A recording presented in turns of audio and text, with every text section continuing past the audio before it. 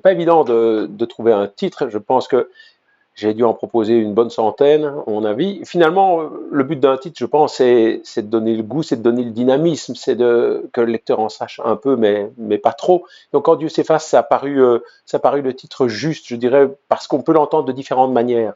On peut entendre quand Dieu s'efface, c'est-à-dire que tout d'un coup, le mot Dieu perd son sens, ou en tout cas perd ses sens les plus classiques. Il y a quelque chose comme une perte du sens de Dieu. Hein. Les images de Dieu, peut-être les idoles, s'effondrent, s'écroulent. Ça, c'est le premier sens qui est, je pense, présent dans le livre. Mais le deuxième sens, on peut l'entendre d'une façon plus active. Quand Dieu s'efface, c'est-à-dire peut-être que Dieu serait, hein, une fois qu'on cesse de l'imaginer à notre sauce, à notre manière, selon nos désirs de maîtrise ou nos soifs de pouvoir, peut-être que Dieu serait une tendresse, cette gigantesque tendresse qui s'efface pour que nous soyons, hein, qui ne veut pas nous imposer une présence lourde, qui ne veut pas nous juger, qui ne veut pas avoir la maîtrise sur ce que nous sommes, exiger en permanence de nous des comportements prédéfinis, mais qui est cette tendresse qui se recule, qui s'efface pour nous donner d'être et d'apprendre, de vivre un apprentissage réel de la liberté.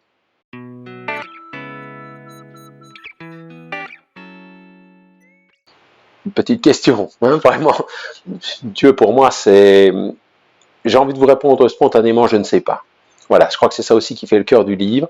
C'est-à-dire que face à toutes ces définitions de Dieu, face à toutes ces théories, qui en général d'ailleurs se caractérisent par le fait que Dieu, on l'imagine comme un grand moi. Hein. C'est moi, mais sans mes limites. Je ne sais pas tout, il est omniscient, je souffre, il est impassible, etc., etc. Il est ce que je rêverais d'être. Eh bien, toutes ces images-là de Dieu, ce Dieu présence consolante, ce Dieu qui quelque part est au service de ce que nous désirons, toutes ces images-là, pour moi, se sont petit à petit effacées et reste quelque chose comme ce je ne sais pas.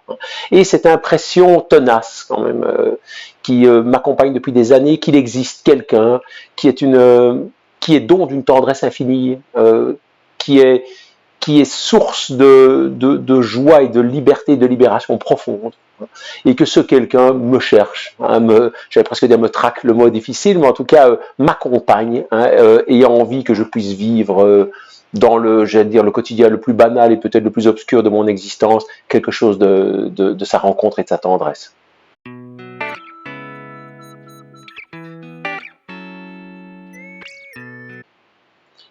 C'est vrai que mon rapport au christianisme, je pense, et c'est peut-être ça qui fait la spécificité du livre, mon rapport au christianisme est assez particulier.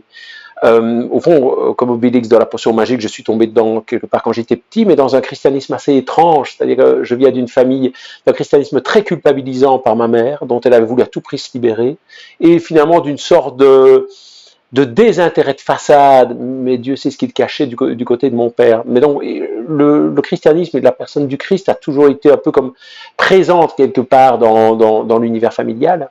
Et depuis toujours, j'ai l'impression que je m'explique avec ce christianisme en tant qu'amour infini, lié aussi, hein, ça nous amènerait trop loin, mais lié aussi évidemment au sacrifice, au don de soi, etc. Et j'ai l'impression que j'ai un rapport ambivalent au christianisme qui est à la fois une attirance et à la fois par moments une répulsion. D'abord, je pense qu'on ne peut pas parler d'un christianisme, mais qu'on devrait parler des christianismes, puisqu'il y a des tas de chemins, hein, c'est toute une histoire. Cette histoire me fascine, et en même temps, il y a toute une série d'obscurités dans cette histoire qui m'effraie ou qui me donne envie de m'ébrouer. Donc, depuis toujours, j'ai l'impression de vivre quelque chose qui serait un peu, vous voyez, comme une sorte de combat de Jacob, de lutte avec l'ange. Hein. Des tas de moments, je me dis, ce christianisme, maintenant, je vais m'en débarrasser, je vais vivre autre chose. Et puis d'autres moments, je me dis, c'est vraiment le cœur de ma vie. Et ce qui reste le cœur de ma vie, c'est ce désir de pouvoir vivre, et c'est ce que j'entends encore dans le christianisme, d'une vie qui soit libérée de la violence des jugements, et où il soit permis de pouvoir exister en liberté, au-delà des identités toutes faites, fussent-elles catholiques ou chrétiennes.